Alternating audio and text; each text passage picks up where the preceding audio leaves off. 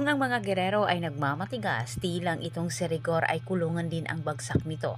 Samantala, sobrang nagmamatigas ang mga gerero, ayaw nilang bitawan ang City Hall. Malakas din ang kanilang loob na gawin ito dahil sa paniniwala nila na hindi sila talikuran ng mga parak na kanilang kalyado.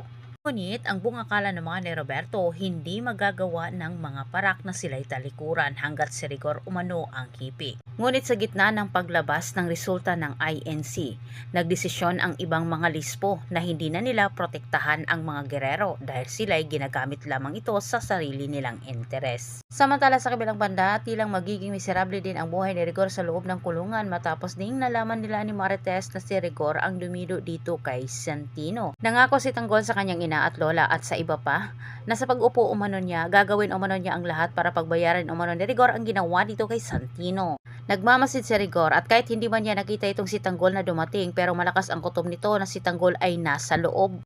Kahit kaagaran din siyang humingi ng tulong sa kanyang mga tauhan. Kaya na lang itong si Rigor, hindi na niya naabutan itong si Tanggol. Binalaan ni Marites at tinding itong si Rigor na sa maaring gawin umano ni Tanggol kapag naupo na ito bilang isang alkalde. Pero naniniwala naman itong si Rigor at harap-harapan din niyang sinagot itong si Marites na maaring kinuntsaba umano ni Tanggol itong si Commissioner Medina para manipulahin umano ang paglabas ng resulta sa INC. Samantalang sobrang nanghihinayang naman itong si Tanggol sa pagkakataon na madido niya itong si Rigor. Para sa ganitong paraan ay masingil na umano niya ito sa ginawa sa kanya at sa pagdido kay Santino. Subalit ilang kailangan ang maghanda ni Tanggol, kailangan niyang pangunahan ang pagpapatalsik ng mga gerero sa City Hall lalo na't ang mga ito ay nagmamatigas.